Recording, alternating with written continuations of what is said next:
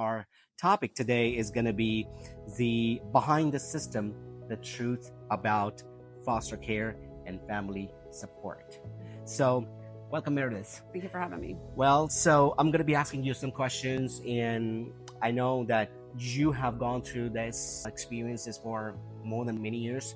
And so let me begin with this question. But before I would go to the question, tell me about how does it look like when you foster a kid?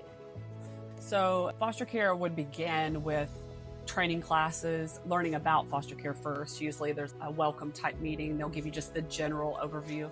And then you take about 30 plus hours of classes, some online, some in person. You have to have your home checked out, and there's all kinds of things that go along with that.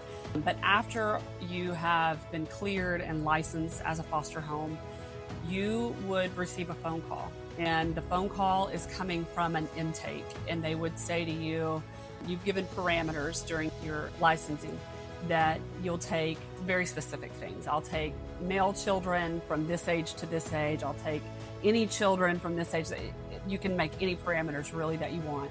So they are supposed to call you within your parameters. Now, often they are calling you outside of your parameters because they're desperate. But they'll say to you, I have a male child, age 5, in need of emergency placement. And they'll give you what information that they have about the child, the reason for removal. A lot of times they know, most of the time, they know very little. They can say drugs were involved. They can say physical abuse. If they know there was sexual abuse, they can tell you those things, but it's just rare that they know them.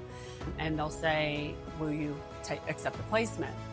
They can give you a few minutes, but at the same time that your agency is calling you, other agencies are calling their foster families as well with the same child. So basically it's whoever answers yes first, and the Department of Family Services chooses. So say I said yes, we will accept placement. Then I won't hear from them sometimes for an hour, sometimes for several hours, even to know if that placement's coming to me or not. There can be a long. They may say they're coming to you, but that's pretty rare. It's usually a good bit. Then you'll hear back from them, and they will say that we will be bringing you this child. We estimate we'll be there in this amount of time, an hour, 3 hours, whatever it is, depending on the situation. I can ask then, what size does the child wear? I need to assume that they have nothing, because they most often have nothing. And so I have whatever amount of time they've given me, an hour, 2 hours, 3 hours, to gather anything that I don't have.